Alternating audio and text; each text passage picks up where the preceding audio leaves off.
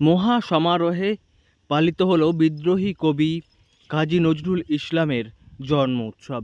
শুধুমাত্র একদিনের অনুষ্ঠান নয়, বড় আকারে আগামী কয়েকদিনের জন্য বিশাল একটি অনুষ্ঠানের আয়োজন করা হয়েছে কাজী নজরুল ইসলামের জন্মভিটে চুরুলিয়ায়। এবং একই সঙ্গে সেখানে থাকবে সাংস্কৃতিক অনুষ্ঠান, সাহিত্য চর্চা, নজরুল চর্চা, এবং তার সঙ্গে চলবে মেলা।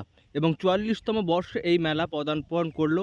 তবে ১২৫তম জন্মবার্ষিকী উপলক্ষে এই অনুষ্ঠানের জাঁকজমক আরও বেড়েছে। এটা মেলা ৪৪তম, আর কবির জন্মের ১২৫তম বার্ষিকী পালন হচ্ছে। সুতরাং এবারে একটু বড় করেই আমরা আয়োজন করেছি। বিভিন্ন রকম প্রতিবন্ধকতা সত্ত্বেও নজরুল সমস্ত প্রতিবন্ধকতার বিরুদ্ধে, কাজী নজরুল ভারতের প্রাণ, বিশ্বের প্রাণ, মহাপুরুষ, ওনার জন্য আমরা বেঁচে পেয়েছি। সুতরাং কোনো প্রতিবন্ধকতাই ওনার আশীর্বাদে প্রতিবন্ধকতা নয়, তা কিছু হতে পারে। আজকে প্রভাত মেলা প্রভাত ফেরি দিয়ে শুরু হলো।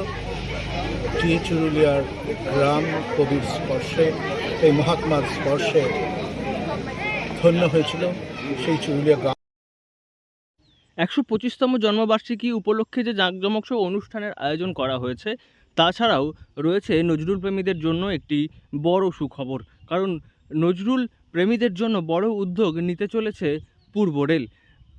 বিদ্রোহী কবির জন্মভিটে চুরুলিয়া সংলগ্ন সবচেয়ে যে কাছের রেল স্টেশন রয়েছে, অর্থাৎ বারাবণী রেল স্টেশন, সেখানেই নজরুল সংক্রান্ত বড় উদ্যোগ নিতে চায় রেল, এবং এই বিষয়ে কেন্দ্র উদ্যোগী হয়েছে এমনটাই জানিয়েছেন কাজী নজরুল বিশ্ববিদ্যালয়ের উপাচার্য দেবাশিস বন্দ্যোপাধ্যায়। তিনি জানিয়েছেন এই বিষয়ে ইতিমধ্যেই ডিভিশনাল রেলওয়ে ম্যানেজার আসানসোল তিনি পরিকল্পনা জানতে চেয়েছেন কাজী নজরুল বিশ্ববিদ্যালয় এবং নজরুল গবেষক এবং নজরুল প্রেমী সহ নজরুল ইসলামের পরিবারের কাছে, যা বড় উপহার হবে ডিআরএম মানে ডিভিশনাল রেলওয়ে ম্যানেজার আসানসোল।